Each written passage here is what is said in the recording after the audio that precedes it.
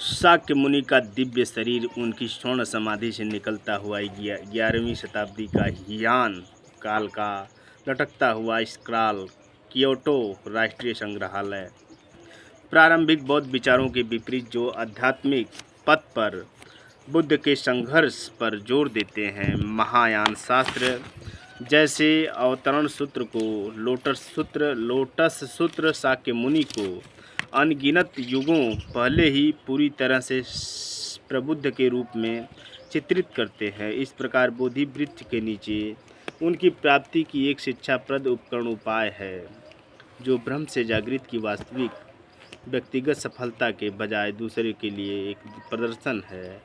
यह शाक्य मुनि जो भारत में शाक्य वंश में एक राजकुमार के रूप में पैदा हुए थे, उन्हें निर्माण का एक सिद्धांतवादी उद्भव माना जाता है। उनका स्पष्ट मानव जन्म, जीवन, ज्ञान की प्राप्ति और मृत्यु की सीमित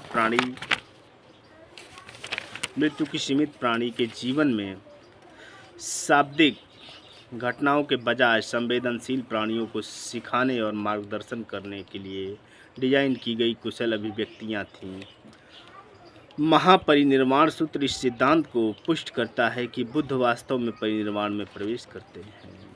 उनकी स्पष्ट मृत्यु केवल एक और शिक्षण उपकरण है। वास्तव में वे हमेशा सक्रिय रहते हैं और उनका धर्मकाय प्राणियों को लाभ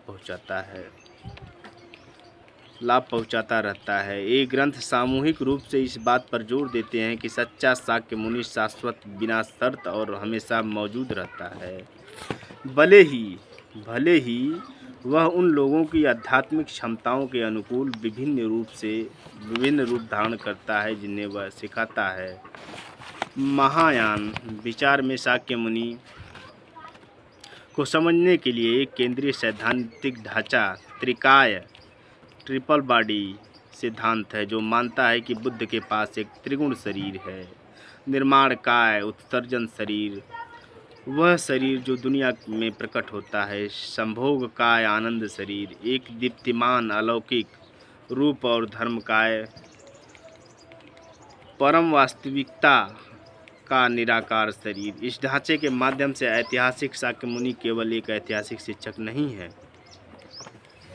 बल्कि एक ब्रह्मांडीय प्राणी है जिनका पृथ्वी पर प्रकट होना अनगिनत अभिव्यक्तियों में से एक है। उनकी असली पहचान संभोग और धर्मकाय की है, जो स्थान और समय की सीमाओं से परे हैं। एक ही स्थान या जीवन काल तक सीमित नहीं, उनके शरीर पूरे ब्रह्मांड में व्याप्त हैं, असंख्य दुनियाओं में प्रकट होते हैं। इस दृष्टिकोण में ब्रह्मांड स्वयं शाक्य मुनि की शुद्ध भूमि है, जो उनकी आध्यात्मिक उपस्थिति और शिक्षा के माध्यम से धीरे धीरे शुद्ध और परिवर्तित हो रही है। यह महायान ब्रह्मांड विज्ञान के साथ संरेखित है, जिसमें बुद्ध दुनिया से उपस्थित नहीं है और अपनी महान करुणा के कारण इसे कभी नहीं छोड़ते हैं।